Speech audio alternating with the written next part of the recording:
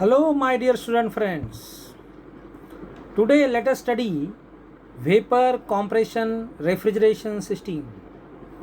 As we know that vapor compression refrigeration system is based on vapor compression refrigeration cycle. Vapor compression refrigeration cycle is the most efficient practical cycle. The coefficient of performance, that is the COP of vapor compression refrigeration cycle, is maximum. It is much more than any practical cycle. The reason is that this vapor compression refrigeration cycle, or the VCC, is closest to the reversed Carnot cycle or the Carnot refrigeration cycle. Therefore, vapor compression refrigeration system is used in so many applications like the domestic refrigerator, window air conditioner, split air conditioner, ice plant, and so on and so forth.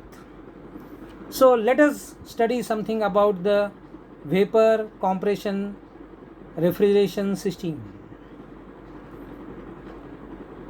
The important components which are used in vapor compression refrigeration system include compressor. Compressor is one of the most important device which is used in vapor compression refrigeration system. The function of compressor is to increase the pressure of the refrigerant from evaporator pressure to condenser pressure.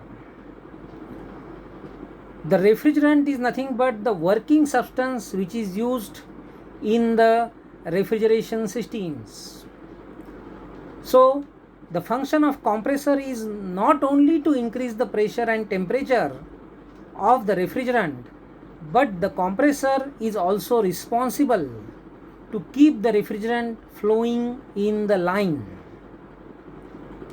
So the compressor will receive the refrigerant vapors from the evaporator, and at the same time we are supplying mechanical work to the compressor.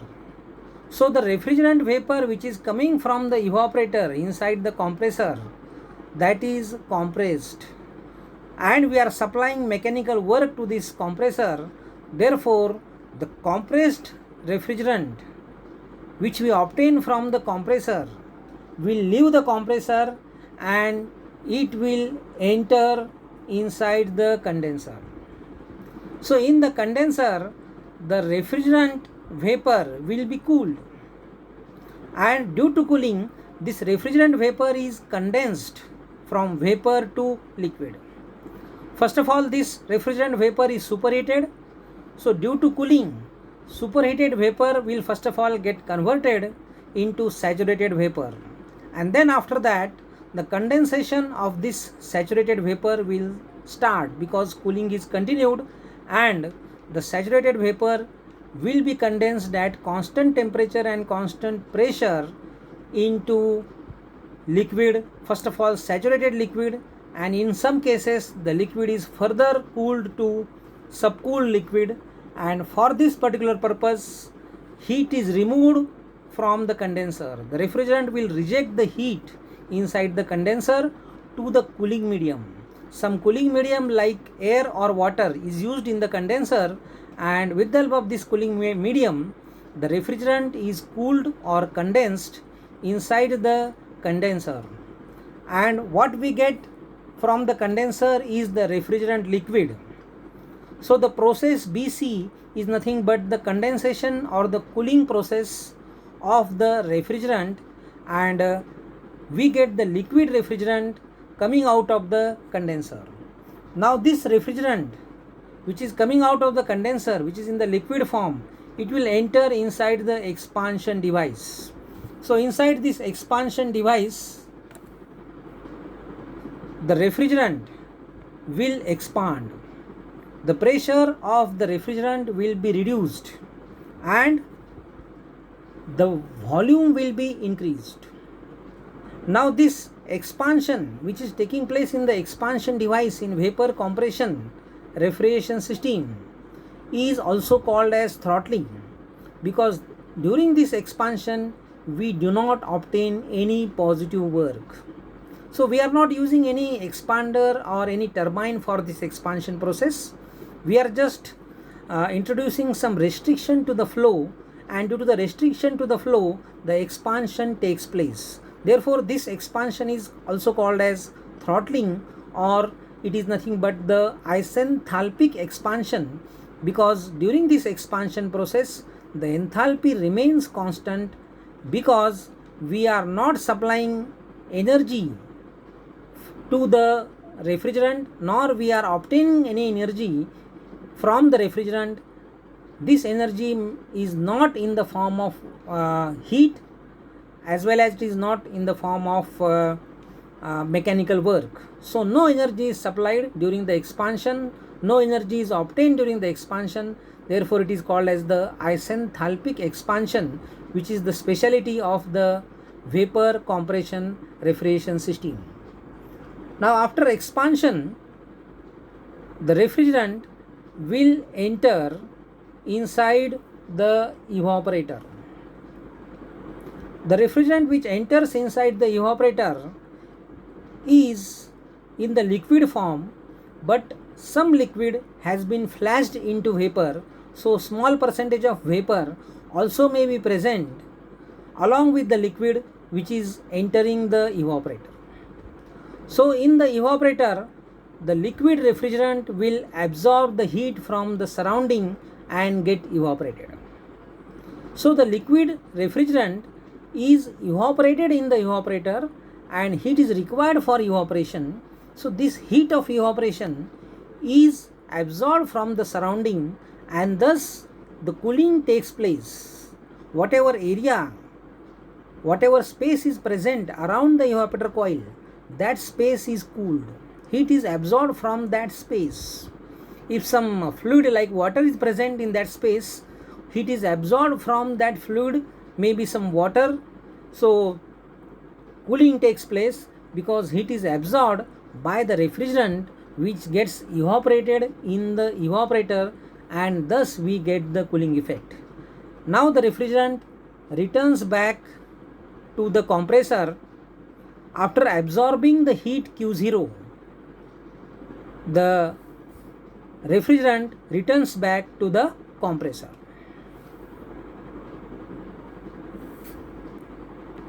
So let us revise all these processes.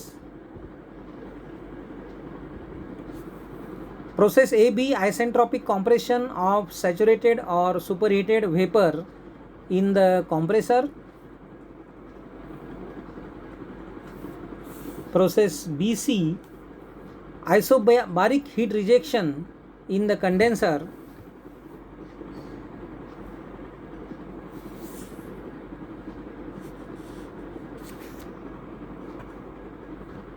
Process CD, isenthalpic expansion of saturated or subcooled liquid in expansion device.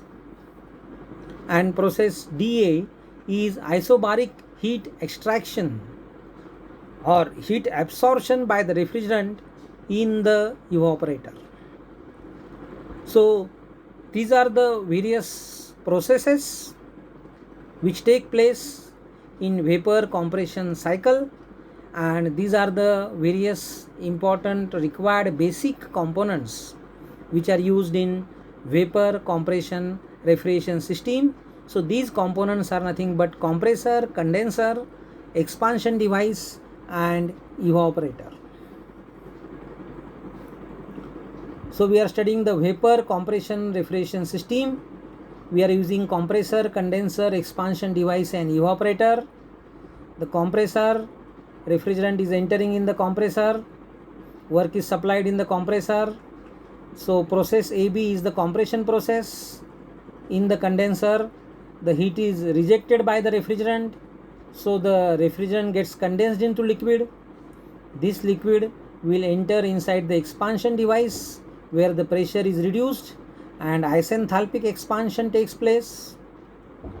Now the liquid refrigerant will enter inside the evaporator, and in the evaporator heat is absorbed by the refrigerant, and due to the absorption of the refrigerant heat by the refrigerant gets evaporated into vapor, and this vapor refrigerant again enters in the compressor, and the cycle is repeated.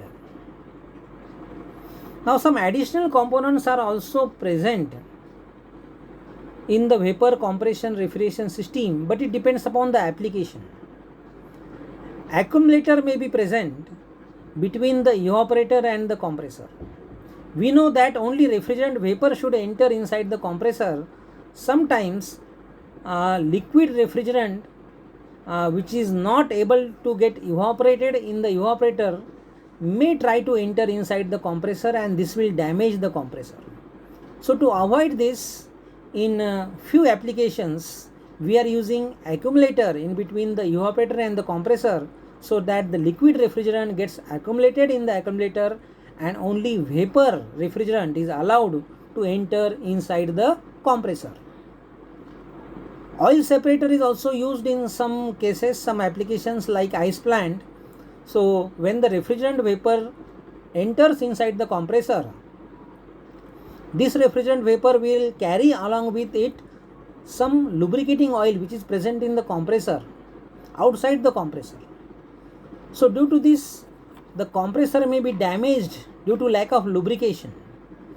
So we are using the oil separator between the compressor and the condenser.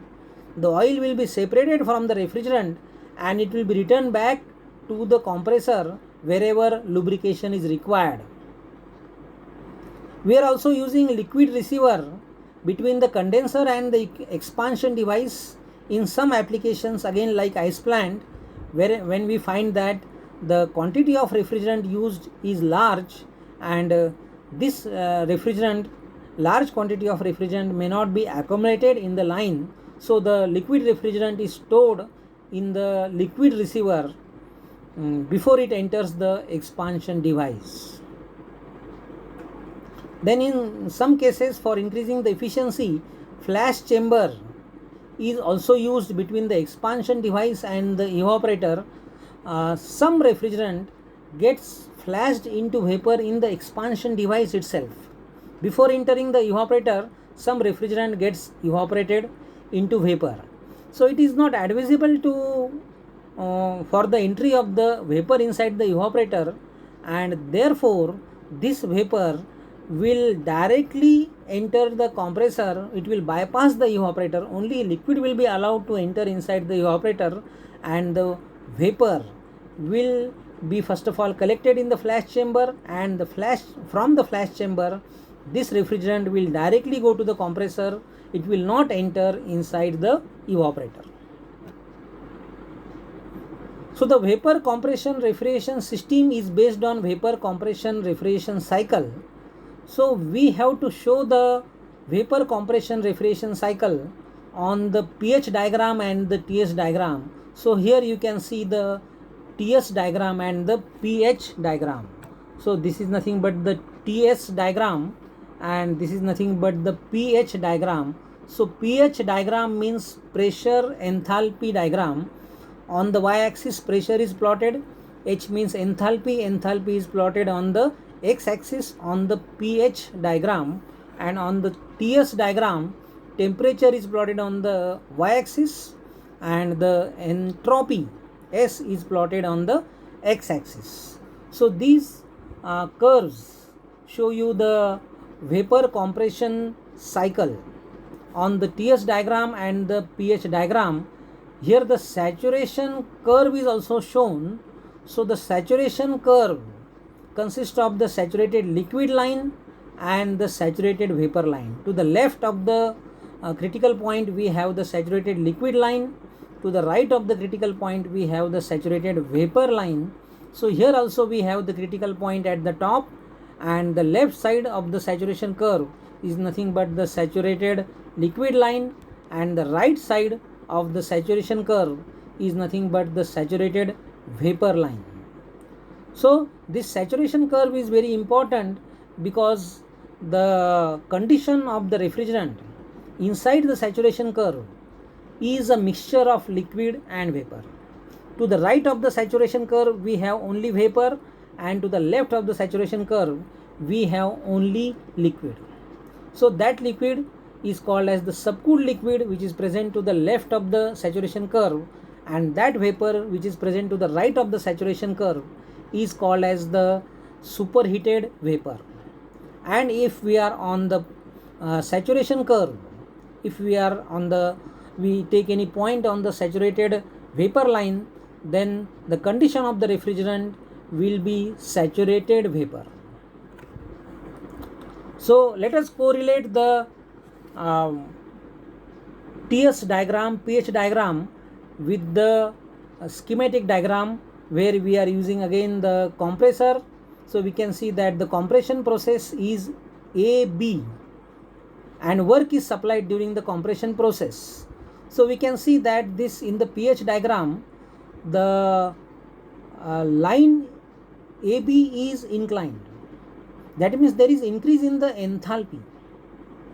So since we are supplying the mechanical work, we are supplying the energy in the form of mechanical work, therefore there is increase in the enthalpy of the refrigerant. But this compression process is supposed to be isentropic, therefore there is no increase in the entropy. So if you see the TS diagram, the line AB is vertical, but in the pH diagram the line AB is inclined, and that indicates the increase in the enthalpy, which is almost equal to the mechanical work supplied to the compressor. So the process AB is nothing but the compression process. It is isentropic compression. Now second process is BC, that is the condensation process. So during the process BC, cooling of the refrigerant takes place, and due to cooling, first of all, temperature is reduced from B to B dash. You can see the TS diagram, temperature is reduced from B to B dash at constant pressure, because from B to B dash the refrigerant is superheated. So point B indicates the superheated condition of the vapor, refrigerant vapor, and B dash indicates the saturated condition of the refrigerant vapor. So as soon as the refrigerant becomes saturated, you will find that the condensation starts at constant temperature as well as constant pressure from B dash to C. So in the condenser, due to cooling, ultimately what happens is that condensation of the refrigerant vapor takes place from B to C, and for this condensation purpose, heat at the rate Qk is removed in the condenser, and the process is nothing but BC. So after condensation, next process is CD, means expansion, which takes place in the expansion device. So CD is the expansion process. It is also called as throttling, because it is isenthalpic expansion, means there is no transfer of energy during this expansion process. And CD is the expansion process which takes place in the expansion device. You can see the point C and D in the pH diagram, CD line, vertical CD line in the pH diagram, then this CD line in the TS diagram also, it is slightly inclined or curved one, and CD you can see in the schematic diagram also. So this CD is nothing but the process of expansion. After expansion, the refrigerant enters inside the evaporator, and the evaporation process is represented by the line DA. You can see the DA line is horizontal in the pH diagram as well as in the TS diagram. So during this evaporation process, temperature as well as pressure both remain constant, and at constant pressure the refrigerant will evaporate. It will evaporate at lower pressure. Lower pressure means evaporator pressure is the lower pressure, condenser pressure is the higher pressure. So in the evaporator the pressure is less, then the condenser, but the pressure is almost constant in the evaporator, and at this constant pressure the evaporation of the refrigerant takes place, and for the evaporation purpose heat is absorbed, heat is required, so that is absorbed from the surrounding, and thus we get the cooling effect or the refrigerating effect. So we can see these TS diagram and the pH diagram. First process is AB, then second BC, third CD and DA. So these are the four processes which takes place in the various devices like compressor, condenser, expansion device and the evaporator. Now let us again study this.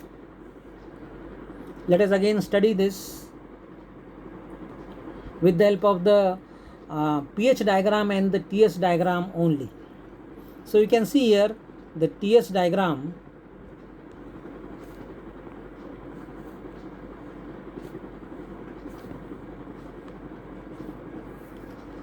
The TS diagram and the pH diagram. So AB is written as well as 1 2 is written in place of A, 1 is also written in place of B, 2 is also written. So sometimes instead of calling AB, we also call 1 2 and 2 3 as the various processes in the cycle. So what are these processes? In the examination, question may be asked to draw the TS diagram and the pH diagram and explain each and every process in the cycle. So the first process, say process 1 2 or process AB, is nothing but isentropic compression of saturated or superheated vapor in the compressor. So if you look at this pH diagram and the TS diagram, if you look at the point 1 or point A, you will find that it is lying on the saturated vapor line. So it indicates that the condition of the refrigerant is saturated vapor. But sometimes this point may be shifted slightly to the right. Then in that case the condition will be superheated. So the condition is either saturated or superheated. In order to ensure that the condition should be saturated, we may slightly superheat the refrigerant in the evaporator itself. So this point 1 may lie slightly to the right of the saturation curve, and therefore I have said that the condition may be saturated or superheated also. So during the process 1 2 or during the process AB, compression takes place. This compression is isentropic compression, and before compression the condition is saturated or superheated. Vapor is being compressed in the refrigerant, in the compressor, and the refrigerant is the working substance which is used in the refrigeration systems. So that is compressed during the first process 1 2. Second process 2 3 or BC is isobaric heat rejection in condenser. In the condenser, heat is rejected, and due to that condensation of the vapor takes place. Now condensation starts at point 2 dash and stops at point 3. At point 2 condensation will not start because point 2 represent the superheated condition. So if we cool the refrigerant which is present at point 2, that is the superheated condition, then first of all the condition of the refrigerant vapor will change from superheated one to saturated one, and the temperature will be reduced from T2 to T2 dash. So there is no change in phase, there is no condensation up to 2 dash, but beyond 2 dash, if cooling is continued beyond 2 dash, then the process 2 dash to 3 takes place. That means the condensation takes place. So this condensation is shown by the line 2 dash 3 or B dash C, and that is nothing but the at constant pressure condensation of the refrigerant vapor takes place from vapor, that is saturated vapor, to saturated liquid. But if you continue the cooling beyond point 3, then we can go in the subcooled region. The third process is process 2 3 3,4 or CD, that is isenthalpic expansion of saturated or subcooled liquid in the expansion device. So the liquid may be saturated or subcooled after condensation, and that is entering inside the expansion device, and the process 3,4 occurs, and the process 3,4 is nothing but the expansion, isenthalpic expansion of the saturated or subcooled liquid which takes place in the expansion device. And finally, the fourth process 4,1 or DA is nothing but the isobaric heat extraction, heat absorption by the refrigerant in the evaporator. The heat is absorbed by the refrigerant in the evaporator because the refrigerant gets evaporated in the evaporator and heat is required for evaporation. So the heat of evaporation is absorbed by the evaporating refrigerant in the evaporator, and thus evaporation takes place, and again the refrigerant will enter inside the compressor and the process 1,2 will take place, and thus the cycle goes on repeating. So thank you, my dear friend.